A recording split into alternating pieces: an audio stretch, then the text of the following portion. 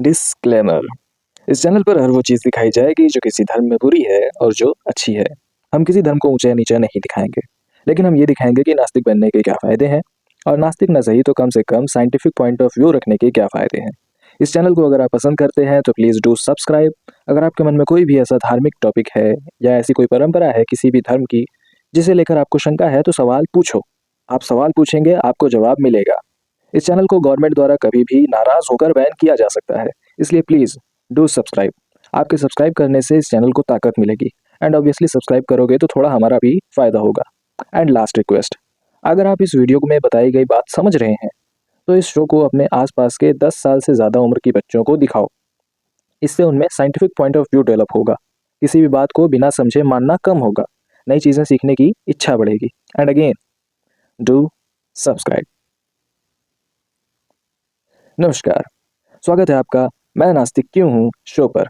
मेरा नाम है आस्तिक यादव और मेरी कास्ट है डाउट कास्ट। मैं हूँ आपका होस्ट। चलते हैं आज के सवाल की तरफ।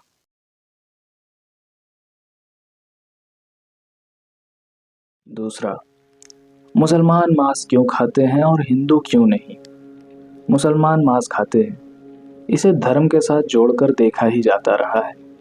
आज के समय पर हिंदू और मुसलमान सभी मांस खाते हैं, लेकिन माना यही जाता रहा है कि इसे मुसलमानों ने शुरू किया है। अब इसका सही जवाब क्या है? तो सही जवाब बिल्कुल आसान है।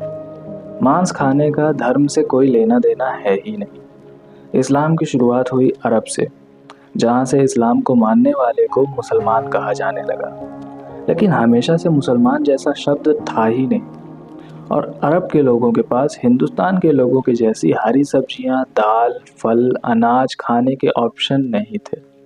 अरब में रेगिस्तान होते थे, गर्मी होती थी, वहाँ फसल नहीं उगाई जा सकती, इसलिए मांस जो जानवरों को मारकर ही मिल सकता है, यह नॉर्मल हो गया।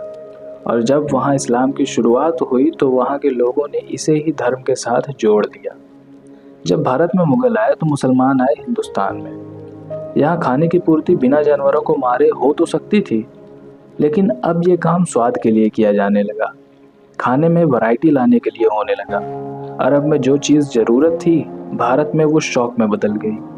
अब शिकार करना राजाओं की बहादुरी दिखाने के लिए होने लगा, और शिकार की दावत खाने में स्वाद के लिए होने लगा।